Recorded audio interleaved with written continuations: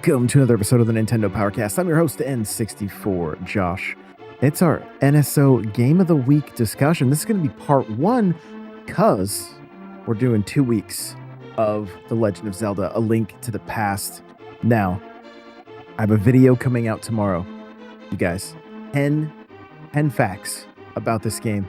Super fun to work on. I spent a fair amount of time getting this one ready. Cannot wait for you to check it out. There's some crazy stuff in the development of this game. We're going to be talking 3 different quotes from the developers. One from Takahashi Tezuka, one from Shigeru Miyamoto, and the third one will be from Takahashi Tezuka as well. So really excited to jump in and chat about this with you guys. And I gotta say, just right off the bat, I am having so much fun with this game. So much fun. So this game is literally taking me back to the first time I played it. And it's honestly kind of magical. I've been playing mostly on my Switch Lite before I go to bed at night. But right before recording, I'm like, I got the headphones. I kept all the lights off in the office and put it up on the monitor, grabbed the Super Nintendo controller, and I gotta tell you, it was like I was transported back to the 90s, and it was fantastic. Just super fun. So I want to say what's up. People are here already. Some people just lurking. I see 8-Bit Gaming Legend is here. What is going on? Welcome to the stream. So glad to have you. And we're going to kind of just jump into this as we go through the show. If you guys got your got any comments or anything along the way, I'd love to hear from you. Again, I have a feeling tonight's show is going to kind of be focused a bit more on like playing this game in the past and how much we enjoyed it. And then next week will be more about like jumping back in however many years later, or potentially jumping in for the first time. So super stoked just to chat. The Legend of Zelda, A Link to the Past. This is a game that I have wanted to jump back into for so long, and I just never did for some reason. I never did. And now I'm finally doing it. And like I said, I'm having so much fun. So Nadine Nay is here. 8-Bit Gaming Legend said, glad to be here. My second favorite Zelda game. Ooh, okay.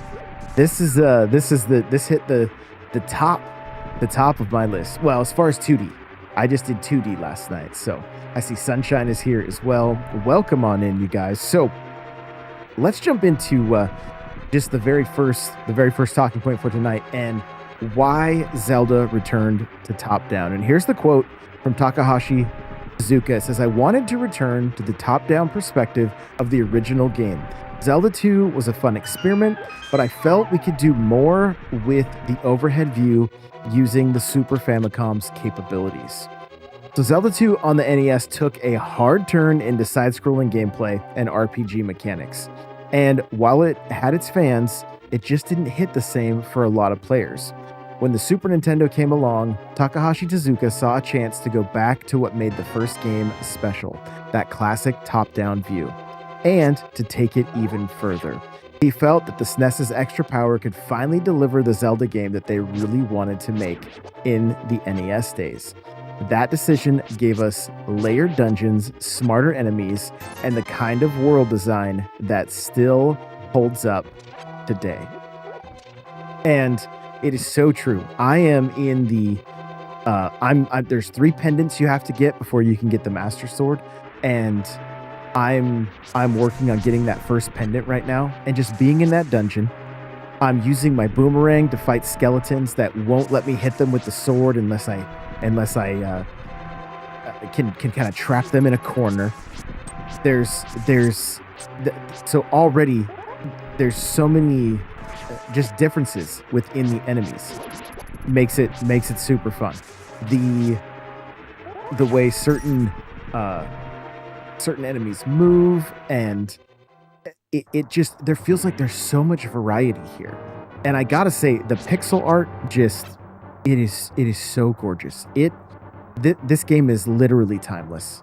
I think anybody at any time could pick this game up and have a good time with it. The music, the art style, the level design, all of it. It's just so creative, and I'm so glad they went back to this top-down design. I will say this: when The Legend of Zelda 2 came out, I was such a huge Mario kid that I was like, yo, maybe this is gonna be more my cup of tea, and it ended up being super hard when you were young. Like, it was super, super hard. I have friends who have since gone back and they say it's one of their favorite Zelda games now. But back in the day, man, it was difficult. I did enjoy the side scrolling, but when I finally jumped in with both feet into A Link to the Past, that was it. It literally set the bar for what a 2D Zelda game should be, and they have followed that formula basically since, and have done a fantastic job with it. So really, really, really enjoy this, and I'm glad that A Link to the Past went back to the roots of being top down, because it just really, really suits it. And I don't know how to put my finger on it exactly, but even just the level of immersion, like you feel like you're adventuring with Link. It's really what it feels like. Like, it's hard to like almost put into words, but like I feel like I'm just losing myself in this game, which isn't something that we have happen quite as often. And Nady Nay's making a similar comment. He says timeless is the key word here for sure. This game can be a go for anyone. This is where games have seemed to have gone away from being timeless. And yeah, I get it.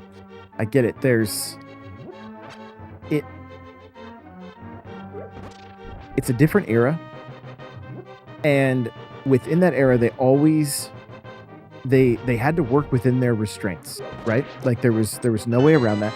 They had to do it. And I feel like there are these moments in time where they pushed the boundaries of what they could do. Super Mario 3 being an example, right? Super Mario World, Super Metroid, A Link to the Past here. Certain games that like they worked perfectly within the restraints they had, and they still created a masterpiece. Whereas what we see in modern gaming sometimes is those restraints mean the game is not going to be that good. It may not be timeless. It may not be that memorable. And I think that it's the magic of Nintendo. I do think they have captured this time and time again. I know Nate and I don't agree on this, but I think they captured the spirit of A Link to the Past in Breath of the Wild, in Tears of the Kingdom. Like, it literally feels like they just shifted the perspective from top down to third person, and you're essentially experiencing that same level of exploration and adventuring, but just on a much broader scope.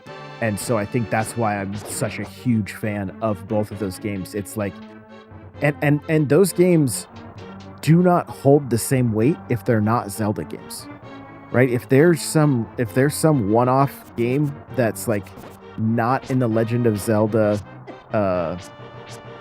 not in the Legend of Zelda universe, I don't know that they have as much weight because of just the strength of the IP. Nate says, "Hey, now I might agree. It's just that I have to play Breath of the Wild." Oh, there it is. Okay. Well,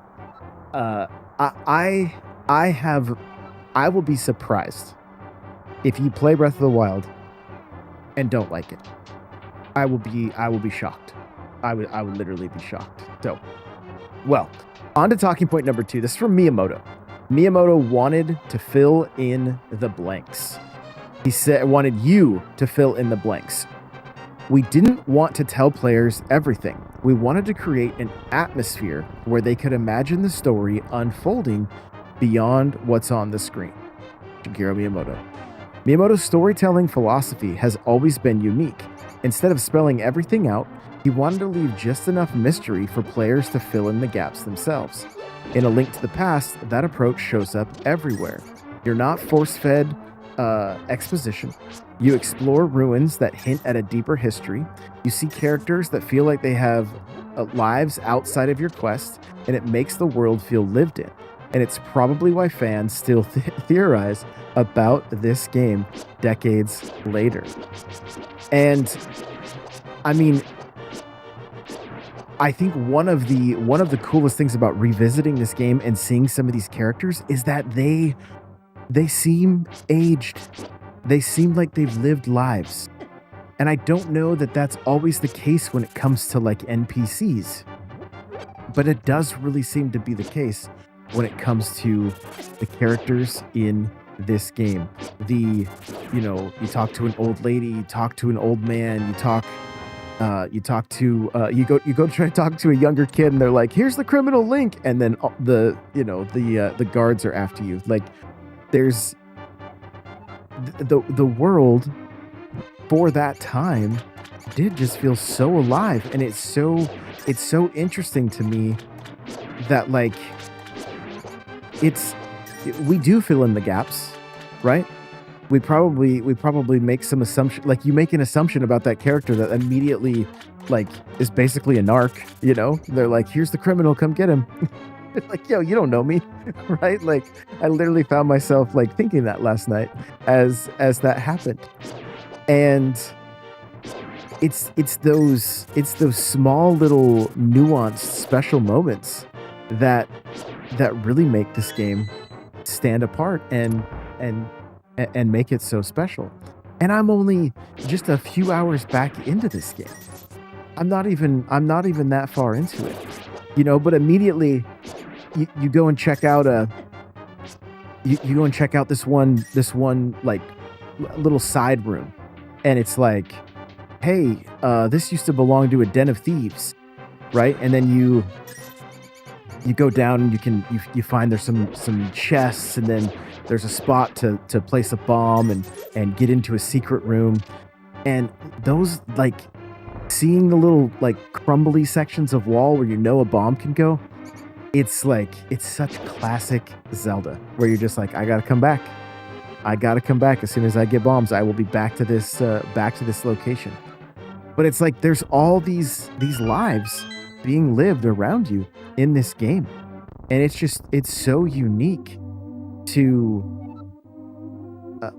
and just even more advanced to this game than it was in the first game. You had a handful of NPCs. They were all, you'd have, minimal conversations. It's dangerous to go alone. Take this, like, but they were all kind of just hiding out in caves, almost like they were afraid of what was happening around them. Where in A Link to the Past, they're just living their lives. They're just doing their thing. And that's one of the aspects that just makes this game so special. I see Joey Pitts is here. What's going on? Good to see you, my friend. So, talking point number 3. The Dark World was a smart backup plan. It said, we had originally considered a time travel mechanic, but the concept of a parallel world gave us much more flexibility with puzzles and design. Takahashi Tezuka. This one's wild. A Link to the Past was originally going to be a time travel mechanic. Kind of like Ocarina of Time years later, Link would move between past and present, and the world would change around him. But that proved to be too hard to pull off on the SNES, both technically and visually. So instead, they came up with the Light World and the Dark World idea. 2 different versions of Hyrule side by side that impact each other in creative ways. It ended up being one of the smartest moves in Zelda history. The Dark World wasn't just a workaround. It became a core mechanic that inspired Twilight Princess, A Link Between Worlds, and even parts of Breath of the Wild. So, this And Nate saying, "Oh, the music, man." Um, yes, the music. That's why I have the gameplay with the music, the music going. I'm like, gotta, gotta hear this just beautiful soundtrack. So, Brandon, what's going on? Welcome on in. So, I remember, I can vividly remember the first time I made it into the Dark World, or at least when I have to I have to remember the sequences again because I don't quite remember how they all went down, and I feel like there were areas where you could like kind of get into the Dark World, but you weren't like in it. But I remember when I finally hit the point where I got turned into that, like I think you get turned into a rabbit, and you're just stuck hopping around, and I didn't know what to do for quite a while. I remember like kind of being stumped. But also looking back on that, like it's so memorable to me that like I can remember it clearly to this day. And the chat right now, Cryptic said, yeah, this needs to be HD 2D. And Nate says, it's great how it is, leave it alone.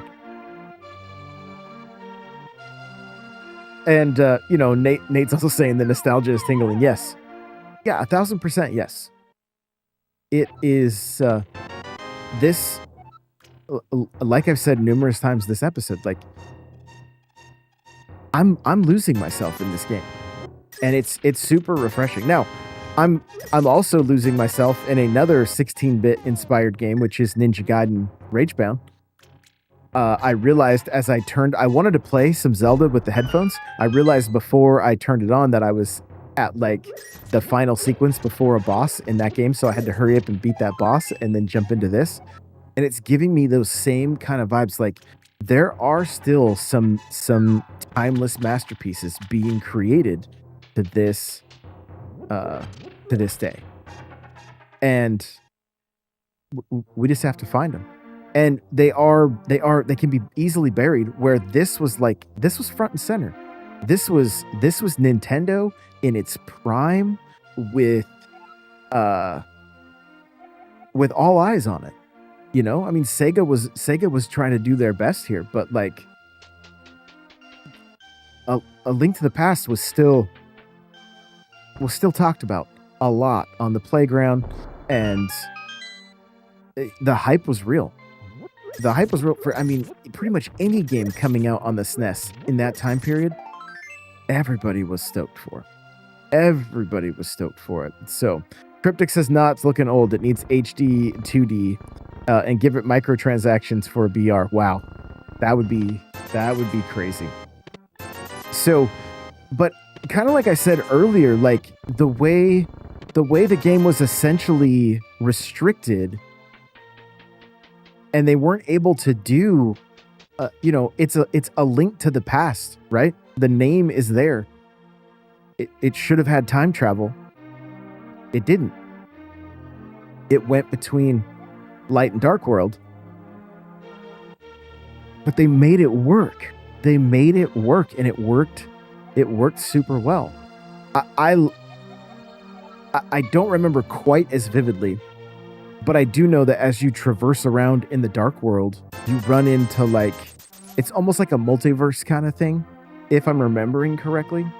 And which is also why I'm excited to jump back in and play this again, because a lot of it is like, it's been, I played it when it came out. I probably played it in like 94, right? 93, 94, and haven't gone back to it. This is the first time, and it feels like a fresh new Zelda experience. I will also say, seeing a lot of this world is that we saw in Echoes. It was so cool to see it like kind of looking deteriorated and whatnot. Like it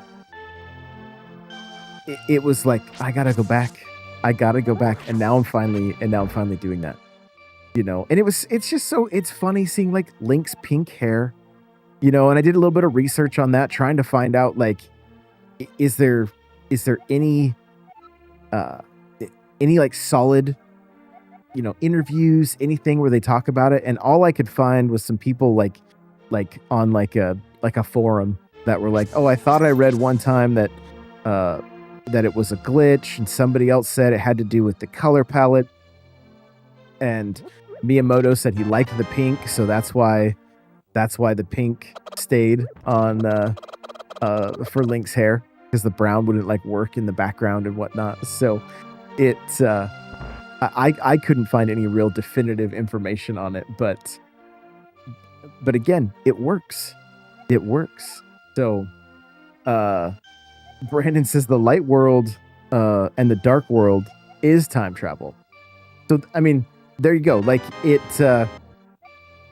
however you how and I got to get back into it because I don't remember all the storyline stuff, right? I just remember that the dark world, I was a rabbit, I was stuck, and I'm like, I can't wait to experience this all again. I'm really, really looking forward to it. And even like we're watching some of the gameplay on screen right now, the way like characters run away from you and they leave you wondering like, well, what does that mean? What's gonna happen? When's that person gonna stop running away from me? What's going on here? I don't remember, which is it's so great for me getting to go back and experience it.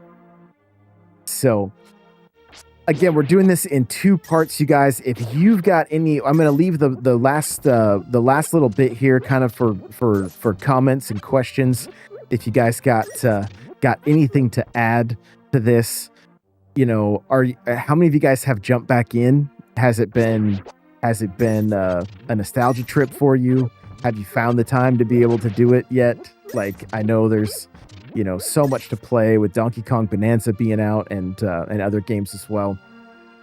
I'm having a bit of a hard time trying to decide what to play, which is a good feeling. But what were the differences between the SNES and GBA versions?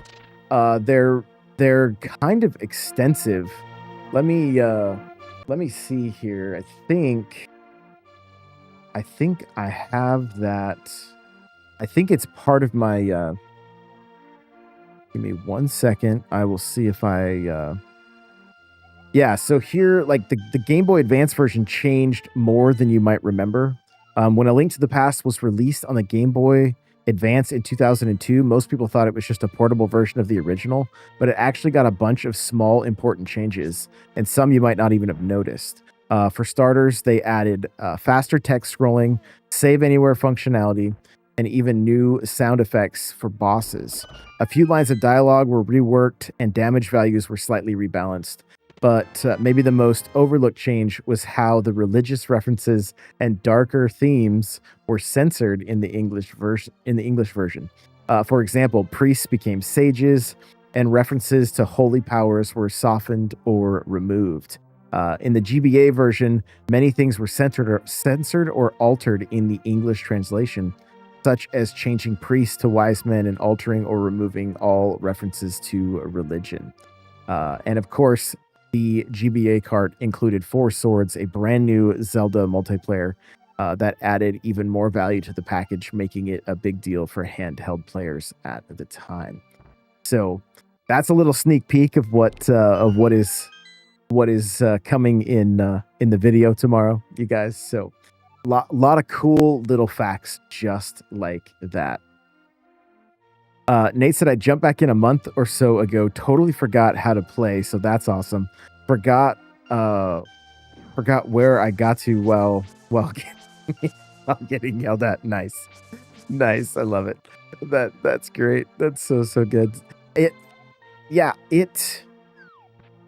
honestly, this not only has me excited to like play through this and finish this game, but honestly to go back and complete Ocarina of Time again. And I have I'm pretty far on the 3DS version, which I think is a great way to play. And it's just nice. It's nice going back and experiencing this. And I'm realizing it's games from the SNES era that just make me love pixel art. Like they make me I'm still to this day such a huge fan of pixel art. Mecha Cyan says, never thought would hear the sentence uncensored Zelda. Of course. Of course. Cryptic says, I like how you blew up the wall. And all the dude says was he blocked that wall because he was mad at his brother. Some dark stuff people doing in this game. Right? Yeah, some of the stuff. So it's, I mean, it does leave plenty of room for the imagination, you know.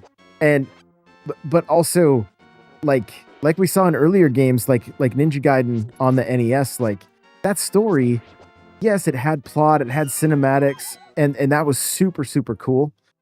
But at the same time, it's also kind of Mech Cyan, I'm sorry. I'm so sorry. Not Mecha.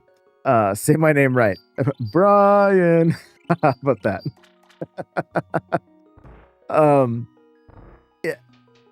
Yeah, like the fact that they were able to add so many little story elements, it just makes it fantastic.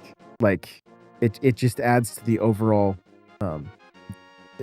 experience, which is, you know, Mecha Sicken. Okay. My bad. I was like, well, that's a weird way to spell cyan, but you know, whatever. We can we can go with it. I was like, he's a blue mech. I don't know what else to say there. So, but no, overall, guys, I just could not be more stoked about replaying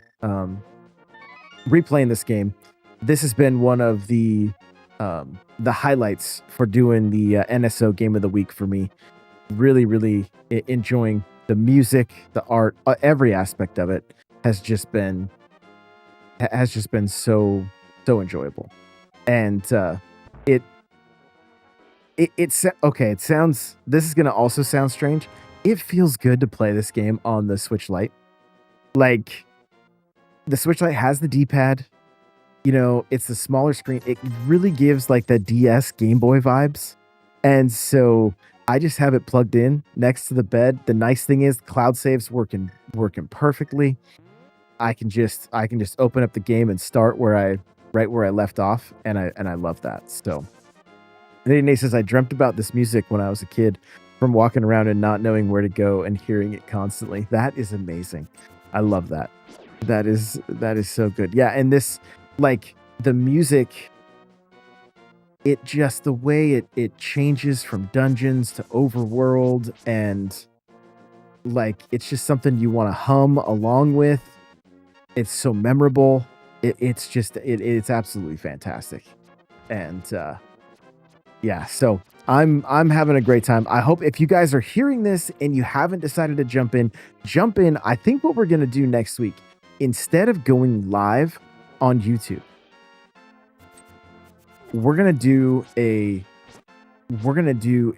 Discord stage, and you guys can actually get on the stage. I'm just gonna hit record on OBS.